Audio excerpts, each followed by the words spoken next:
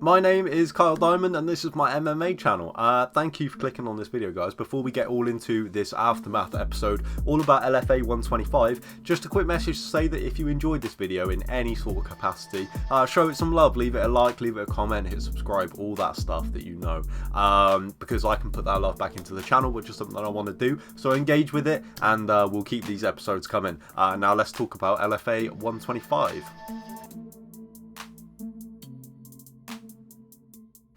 So after watching Bellator Dublin, which obviously being in the UK was on at a great time, it sort of ended by 11:30, I thought I might as well stay up and watch LFA as well.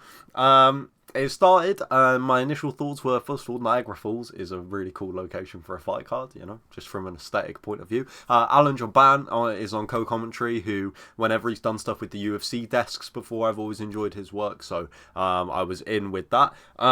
It was a bit of a clunky opening, to be honest, just felt a little bit, it just wasn't smooth. There was a lot of, like, stopping and then mistakes, like just little things, but it just meant that it didn't really flow very well. But the great thing with the LFA, and full credit to them for this, is it only takes a graphic to come up, like the one that did during this show, to say that there are 7 former LFA fighters on tonight's UFC card, and that puts it all into perspective. You know, you could be seeing a guy here in any of these fights that is going to show up on a UFC card in a few months, so it's always worth paying attention to. So that kind of, for me, settled me into the card. I was ready for some fights. That being said, the opening fight on the main card was a very strange one. It was a late notice fight between Guilherme Faria, I might have said that wrong, so I apologise, versus Zach Zane. Both of them took the fight on late notice. I think Faria took it on 2 days notice. He's moved up multiple weight classes for it as well. And it was a strange fight.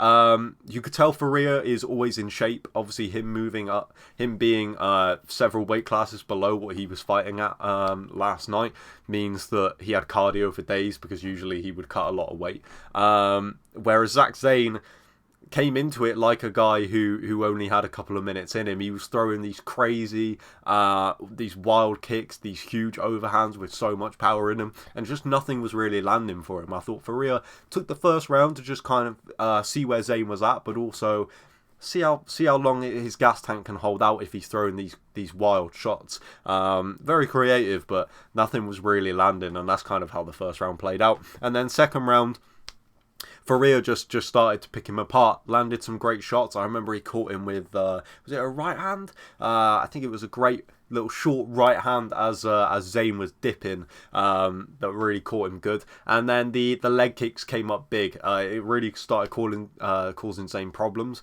Like I said, it was a strange fight, because I don't know how much you can take away from it. I enjoy watching Faria. He did get the stoppage in the second round via the leg kicks.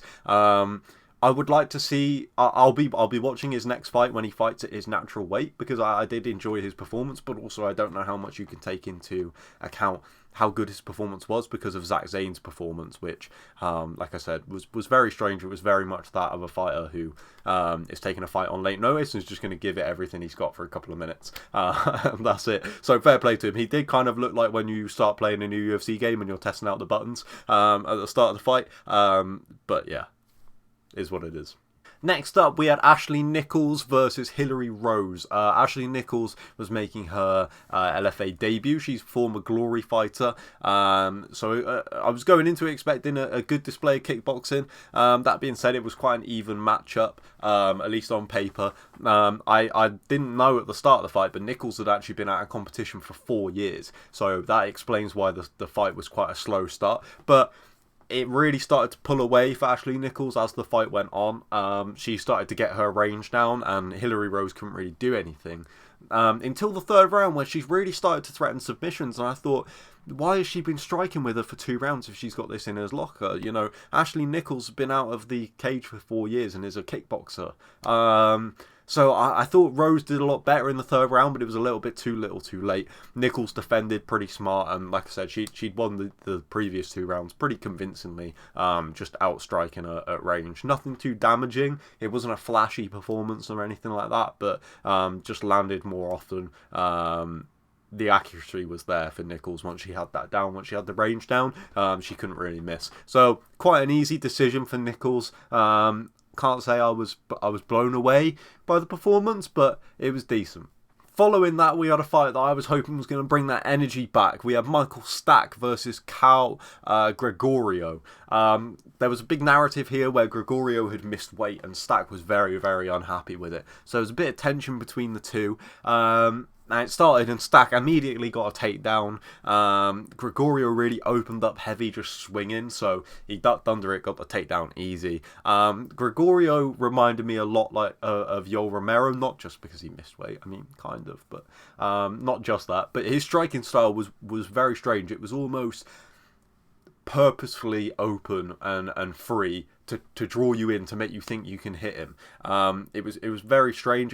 A lot of weird movements and like tempo shifts that reminded me of Yoel Romero. But he wasn't really able to land that much. It was mostly a grappling contest and it was very close. Stack ended up getting 5 minutes and 30 seconds of top control, whilst Gregorio got 4 minutes and 43 seconds. So it was basically whoever landed the takedown at the start of the round would then go on to control the round, and it just so happened that Stack managed to do that longer for throughout the fight. He did it for 2 rounds instead of 1. That's kind of the story of the fight. It didn't live up to what I thought it was going to be honest, just the way they built up the tension between the two. But yeah.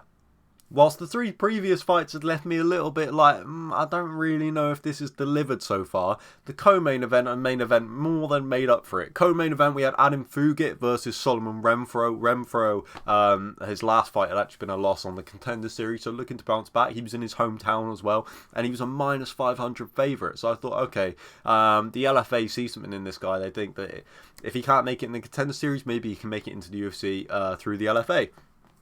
Really good matchup, 7-2 versus 8-2. And then Adam Fugit started the fight. Again, like, you're testing out the controls on a UFC game. He threw about 6 head kicks within about 20 seconds. I was like, this is very strange. He threw nothing but head kicks for like 30 seconds. And then as Renfro is like stepping in, he catches him with a huge check hook, just a short hook that spins Renfro around, and he gets the stoppage win. Renfro wasn't happy about the stoppage, but he was taking a lot of damage there, so I don't think he can have any complaints when he watches it back. But obviously a huge upset. The crowd was silenced. They didn't know what to do. But yeah, spun him around with that check hook, and I was like, okay, now we're talking. After the huge upset win for Fugit, it was time for the main event between Jacqueline Amorim and Loveth Young for the vacant strawweight title.